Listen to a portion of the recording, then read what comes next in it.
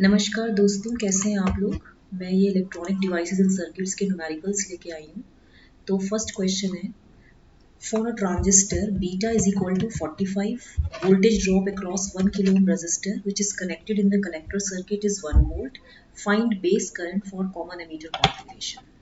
देखिए, जो आपका करंट गेन होता है इसको हम किससे डिनोट करते हैं, ए आई से। Current gain of a common emitter amplifier जो होता है, ठीक है, it is defined as the ratio of change in collector current to the change in base current.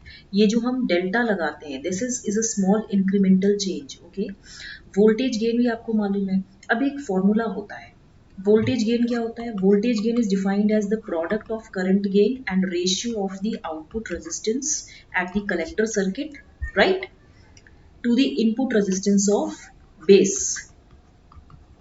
Right. That means हम इसको क्या लिख सकते हैं, A V is equal to A I into R C upon R I. R C को हम क्या बोलेंगे, जनरली वहां पे लोड भी कनेक्टेड होता है, तो वोल्टेज गेन का फॉर्मूला क्या हुआ, V C C upon V B is equal to beta into R C upon R B according to this question. अब इस क्वेश्चन के अकॉर्डिंग हमें वी सी सी कितना दिया हुआ है, 1 volt connected in the collector circuit. That means ये क्या है, वी सी सी है, V C C is 1 volt. R C कितना दिया है हमें, voltage drop across 1 kilo ohm resistor which is connected in the collector circuit. That means वो R C दिया है आपको, तो ये जो होगा आपका आर सी, ये क्या होगा, लोड रेजिस्टेंस, ये होगा 1 किलो ओम, ठीक है।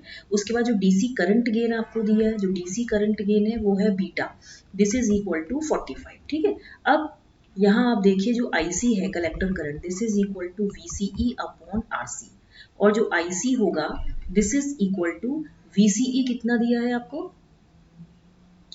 आपको दिया है ना, voltage drop across 1 kilo ohm resistor which is connected in the collector circuit is 1 volt to find base current. अब आप इसमें निकाल सकते हैं ना, देखिए यहाँ पे आप VCC एक फॉर्मूला होता है ना, जैसे कि VC क्या है, VCC VCE equal to VCC minus IC into RC। RC आपको 1 किलो ओम दिया है, राइट, VCC 1 वोल्ट दिया है, IC आपको नहीं दिया है। IC की वैल्यू हमें यहाँ पे क्या है, VCE 0 है एक्चुअली। यहाँ पे अगर हम देखें तो VC क्या है, 0 है, तो यहाँ पे जो IC की वैल्यू आएगी वो क्या आएगी, जैसे इसने बोला ना, विच is connected in the collector circuit is 1 volt. तो मेरे ख्याल से ये देखिए, ये जो क्वेश्चन में दिया है तो यहाँ मैं इसको लिख सकती हूँ near about VCC upon RC, क्योंकि ये जो VCE है तो 0 हो गया ना, तो IC कितना हो जाएगा, 1 अपॉन RC की वैल्यू कितनी है, 1 किलो, तो ये वैल्यू 1 मिली एम्पियर हो गई। अब देखिए इसमें जो IB है, IC is equal to beta IB हो जाएगा, ठीक है। तो IB is equal to IC upon beta हो गया, तो IC की वैल्यू कितनी होगी, 1 मिली एम्पियर, और बीटा की वैल्यू होगी 45। अब 1 मिली एम्पियर में आप 45 का डिवाइड करिए तो कितना हो जाएगा बताइए, 45 टू जा 90, okay, right, again 0.022, that means ये कितना आंसर आएगा, 22 milli ampere. What will be your answer, you will have, नहीं सुनिए एक मिनट, यहाँ पे ये जो वैल्यू आएगी ये 0.22 है ना, तो 0.022, तो ये 0.022 मिली एम्पियर होगी, तो आपका राइट आंसर होगा सेकेंड ऑप्शन, ठीक है। नेक्स्ट क्वेश्चन है आपका, in a common emitter transistor VCC is 12 volt and the zero signal collector current is 1 milliampere. Determine the operating point when collector load is 6 kilo ohm.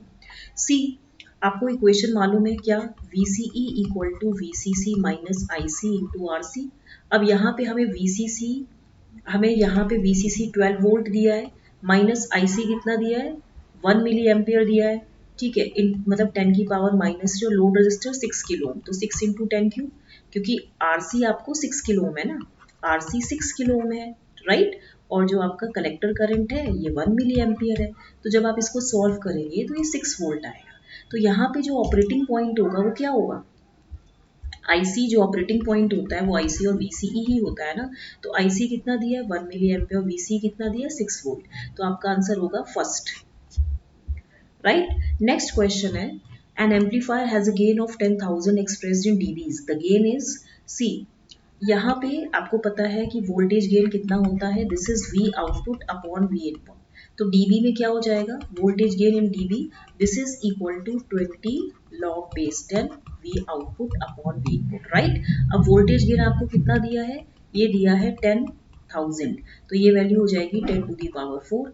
तो gain in dB कितना हो जाएगा 20 log base 10 10 to the power 4, तो ये value कितनी हो जाएगी 20 into 4 और log base 10 10 कितना हो गया 1, तो आंसर कितना आ गया आपका आंसर कितना आ गया, देखिए ये हो गया 24 dB, सॉरी सॉरी 80 dB, तो आपका राइट आंसर क्या हो गया dB हो गया, राइट। नेक्स्ट क्वेश्चन है the maximum theoretical efficiency of a class B push pull transistor amplifier is approximately, ये तो आपको पता होगा। देखिए आपको मालूम है कि अभी मैं कैसे बताऊं आपको, ये हम पावर एम्पलीफायर नेक्स्ट क्लास में डिस्कस करेंगे, अभी तो मैं आपको इतना बता देती हूँ थोड़ा सा कि जो क्लास बी एम्पलीफायर है, किसका पूछ रहा है, class B push pull transistor amplifier का। इसमें क्लास बी में जो कलेक्टर करंट होती है it flows only during the positive half cycle of the input signal, केवल इतनी इस पॉजिटिव हाफ साइकिल में ही कलेक्टर करंट फ्लो करती है, दैट इज 180 डिग्री। तो यहाँ पे जो इसकी मैक्सिमम एफिशिएंसी जो होगी, अगर आप निकालेंगे class B push pull amplifier की, तो इसकी एफिशिएंसी जो होती है क्लास बी की, ये हायर देन क्लास ए होता है। तो only 1/2 cycle of the input is used, resulting is high distortion. तो इसका जो आंसर आएगा वो क्या होगा 78.5%, तो आपका राइट आंसर होगा 78.5%। इसको हम नेक्स्ट क्लास में डिस्कस करेंगे कैसे, ठीक है। पावर एम्पलीफायर क्या होता है, to raise the power level of input signal, okay. Next question है a class A transformer coupled transistor power amplifier is required to deliver a power output of 10 watts.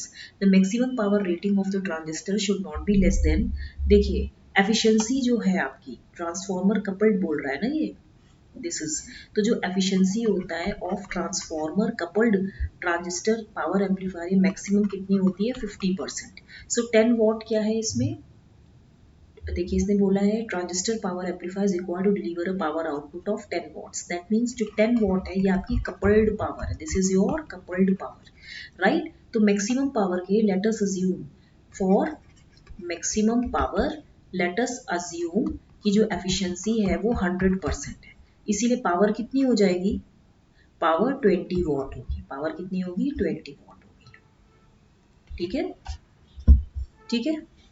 The power is 20 what, क्योंकि इसने बोला है कि ये maximum जो power output देती है, एफिशिएंसी क्या होती है, एफिशिएंसी अगर आप देखें तो एफिशिएंसी कितनी होती है, P output by P input होता है ना, तो पी आउटपुट कितना दिया है इसमें, पावर 10 वॉट्स दिया है, ठीक है। तो यहाँ पे P output upon P input यही होती है ना, तो मैक्सिमम पावर के लिए अगर हम माने कि एफिशिएंसी 100% है, तो मैक्सिमम पावर रेटिंग जो ट्रांजिस्टर की होगी should not be less than 20 watts, ठीक है। चलिए फिर तो ये आपका क्वेश्चन कंप्लीट हुआ। अगर आपको और कोई प्रॉब्लम हो तो आप ज़रूर पूछिएगा। इसको लाइक शेयर सब्सक्राइब करना मत भूलिएगा। Thank you very much.